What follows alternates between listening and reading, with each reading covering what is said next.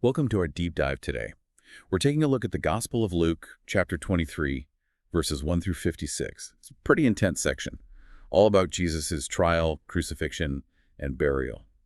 And I think if we really engage deeply with the text, like pay attention to each word, it can really bring this story alive in a way that I think connects with both adults and children. Yeah, for sure. It's kind of like we're peeling back the layers of history together and discovering new insights into this really, really powerful narrative. So the chapter starts off with a really tense scene. Jesus is brought before Pontius Pilate. He's the Roman governor, and he's hit with a barrage of accusations right off the bat. Perverting the nation, forbidding tribute to Caesar, and even claiming to be a king. Woof. Talk about starting the day off on the wrong foot, right? Yeah, it's really important to think about the political climate back then. Those accusations were incredibly serious. Judea was under Roman rule, and any suggestion of rebellion or challenging Caesar's authority, that was met with brutal force. So we're not just talking about religious disagreements here, right? This was seen as a direct threat to the Roman Empire. Exactly. And for the Jewish people, they were longing for a Messiah, a king who would liberate them from Rome. So the idea of someone claiming to be king, well, that was both exciting and dangerous at the same time. Yeah, it's like a powder keg just waiting to explode. Yeah. And I think it's really interesting. Pilate questions Jesus, right? And he says he finds no fault in him, but instead of just releasing him, he sends Jesus to Herod. Why would he do that? That's a fascinating move by Pilate. So Herod Antipas, he was the ruler of Galilee, which is where Jesus was from. So sending Jesus to Herod, it could have been, like a calculated political strategy. Maybe Pilate was hoping to just deflect responsibility. Yeah. Or even, get on Herod's good side, maybe try to ease some tension between them. So a little political maneuvering in the middle of all this drama. Interesting. So what happens when Jesus stands before Herod? How does he react? Herod's reaction is pretty different from Pilate's. He's actually excited to meet Jesus. He's heard the stories, the rumors of miracles, and he's hoping to see something spectacular. So Herod's more intrigued than threatened, it seems. Yeah, exactly. But his curiosity, it quickly turns into disappointment. Luke tells us that Jesus doesn't perform any miracles for Herod, and he doesn't even answer any of his questions. He just stays silent. Silence in the face of intense questioning. That's pretty powerful. Yeah. Why do you think Jesus chose to remain silent during this whole thing? Well, it's a moment that has so many interpretations, Some scholars see it as an act of defiance, like he's refusing to legitimize the charges against him. Others suggest it's like a profound expression of his trust in God's plan, like he knows his fate ultimately rests in God's hands. So it's almost like he's saying, my actions will speak louder than words. Precisely. And think about how this silence might impact a child, It challenges them to consider that quiet strength, like standing firm in your beliefs even when you're under pressure, to speak or act a certain way. Yeah, it's a powerful lesson in courage and conviction that I think resonates with everyone, regardless of age. But, and this is interesting, Luke throws in this little curveball. After all that tension, after the drama, Pilate and Herod, who used to be, at odds, they become friends. Be crazy, right? It's a reminder that human relationships, especially in the world of politics, can be unpredictable. Sometimes, even these shared experiences, even ones involving a controversial figure like Jesus, can lead to unlikely alliances. Yeah, it's a reminder that even in the midst of chaos and conflict, human connection can surprise us. But this new friendship, it doesn't change Jesus's fate. Yeah. It seems like the stage is set for a big decision, and the crowd is going to have a major role in it. That's exactly right. Pilate may be hoping to appease the crowd and, avoid any more unrest. He offers them a choice.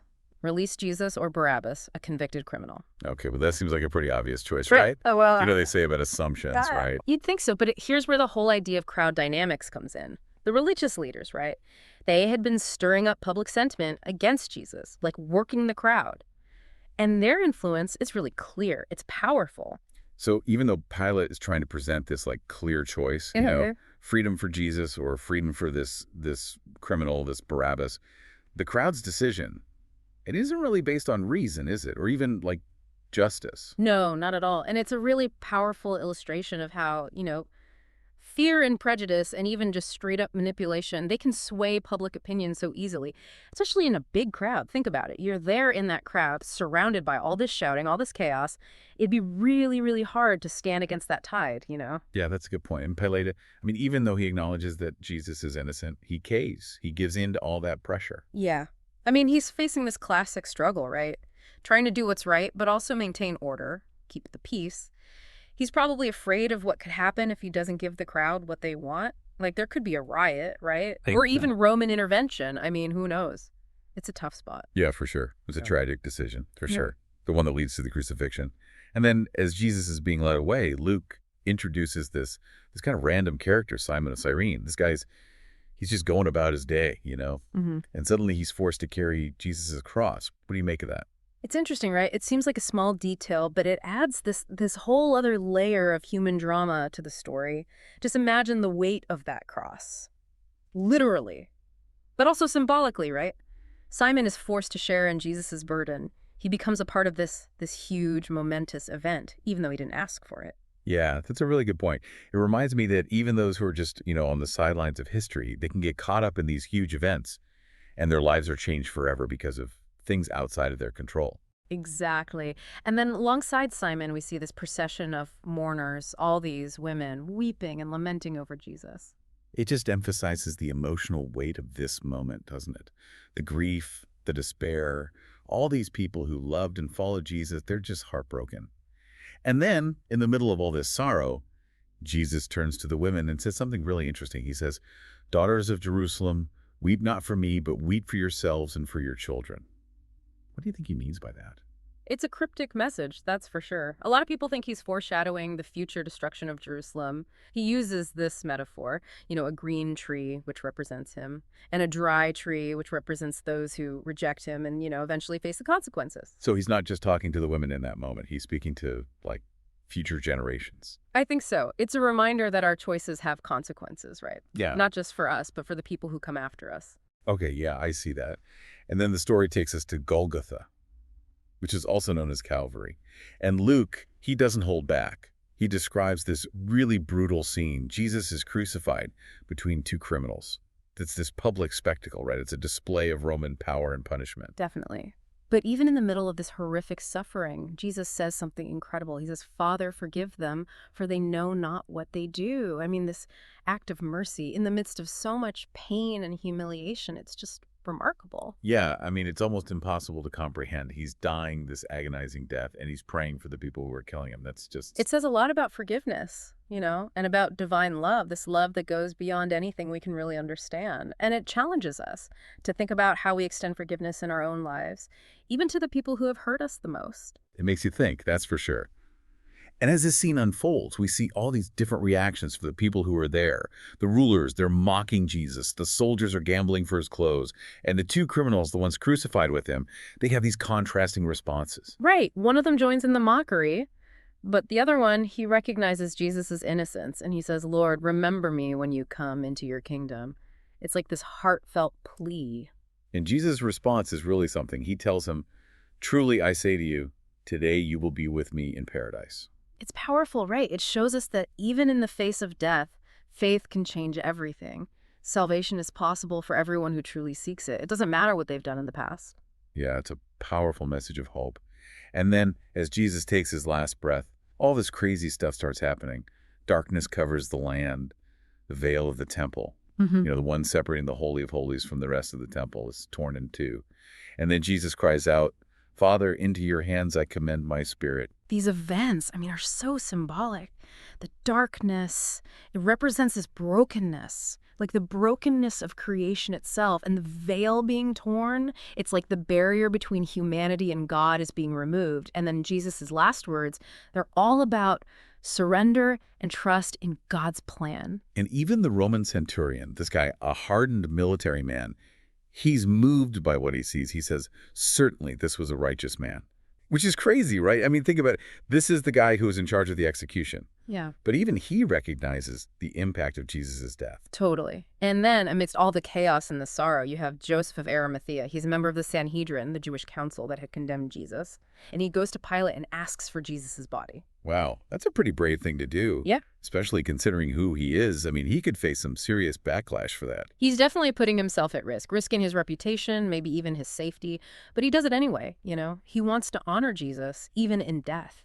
So he wraps Jesus' body in linen and lays it in a new tomb. And the women who had been following Jesus, they're still there, watching where he's laid. And they're preparing spices and ointments to anoint his body after the Sabbath, Mm. following the Jewish burial customs. It's like their devotion doesn't waver. They're committed to honoring Jesus, even in death. And their actions, they kind of foreshadow the resurrection, don't they? The moment when their grief will turn into hope. It's amazing, isn't it? I mean, Luke's account of the crucifixion and the burial, it's so heartbreaking, but also so inspiring. It's full of drama and political intrigue and all this theological depth. It makes you think. And by really engaging with the text, Mm. by listening to the words and imagining what it was like, we can connect with this story on a personal level and let it challenge and inspire us. Yeah, it's a lot to take in. Thinking about the crucifixion and burial like this, the way Luke describes everything, all the detail, it could be a great way to talk about the story of Jesus with kids, too, right? Oh, totally. Absolutely. Mm. Imagine sitting down as a family, you know, reading this passage together, maybe even like acting out some of the scenes. I bet it would just like bring the story to life in a whole new way. Yeah. Really capture their imaginations, help them connect with the characters and all the emotions, right? Exactly. It'd be like opening a window to the past, letting them experience it firsthand. Love that. And, if you slow down and like really pronounce each word clearly and just take the time to really discuss what's going on, I think both adults and kids can get so much more out of it, discover new things. It becomes a shared journey of, learning and growing in faith together. Yeah, that's beautiful. It reminds me that, the story of Jesus is not just for grown-ups. It's for everyone. Right. And sometimes, it's the simplest questions from a child that can spark the most profound reflections for adults. They have this fresh perspective that helps us see things in a whole new light. So true. It reminds us that we never stop learning, and that, sharing these stories with younger generations can really deepen our own understanding as well. Absolutely. Well, as we wrap up our deep dive into Luke 23, is there anything else, any other thoughts or questions you want to leave our listeners with? I think it all comes back to this. How does understanding the historical and political context of Jesus's trial and crucifixion, the Roman occupation, Yeah. the Jewish hope for a Messiah, the pressures facing Pilate, all that stuff, how does that, deepen your appreciation for the significance of his sacrifice? Wow, that's a powerful question. It really encourages us to, go beyond just the surface level of the story and really Yeah. wrestle with its deeper meaning, how it connects to our lives today. Yeah, exactly. And it challenges us to keep exploring, to let this story, this chapter, to let it resonate in our hearts and minds. Absolutely. Well, thank you so much for joining us on this deep dive. I hope it's been enlightening for everyone. And I encourage all of you to keep exploring the richness and depth of this incredible story in your own journeys of faith. Thanks for listening, everybody.